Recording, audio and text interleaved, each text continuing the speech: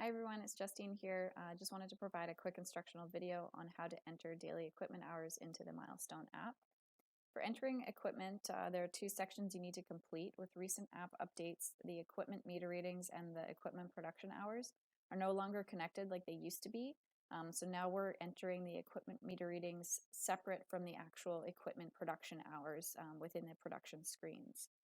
So this helps us to quickly identify any variances in production hours and meter readings to ensure that all of our running time on machines is being accounted for. So like I said, there's two sections to this, so I just wanted to walk you through what that looks like. So first you'll log into the app. You'll select the current job. I'm going to be using test company for this. So the first thing I would do, just to get it over and done with, is we have this new section now called our meter logs.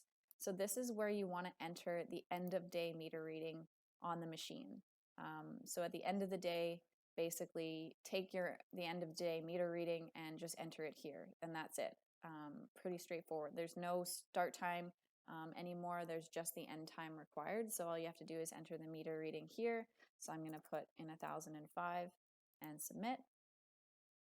So I've completed the meter reading section. So that's section 1 of 2 complete. The next I'll want to do is start my production.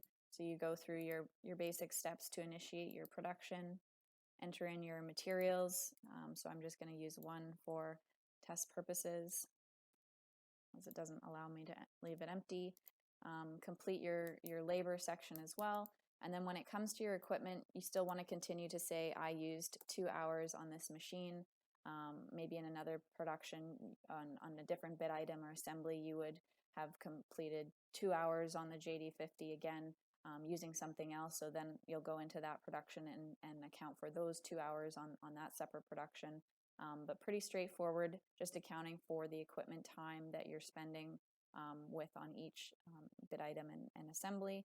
Once you've done that, just leave any notes as needed, create, and that's it. That's all you have to do. So obviously I haven't entered my employee time or anything like that, but just for the sole purpose of equipment meter readings and hours of production, just to clarify that there's 2 separate sections that you have to complete.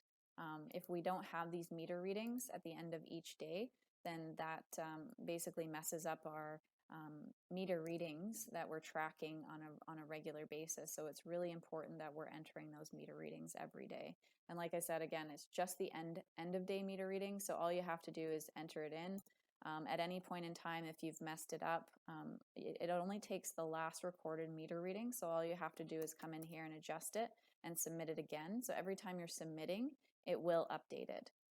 So you can just refresh it as needed if you've messed it up for the day. But once it's been committed and submitted through the work order, then you can no longer adjust it for that previous day. So once the work order has been submitted, you'll just have to adjust it the following day and account for any delta hours. Okay, thanks guys.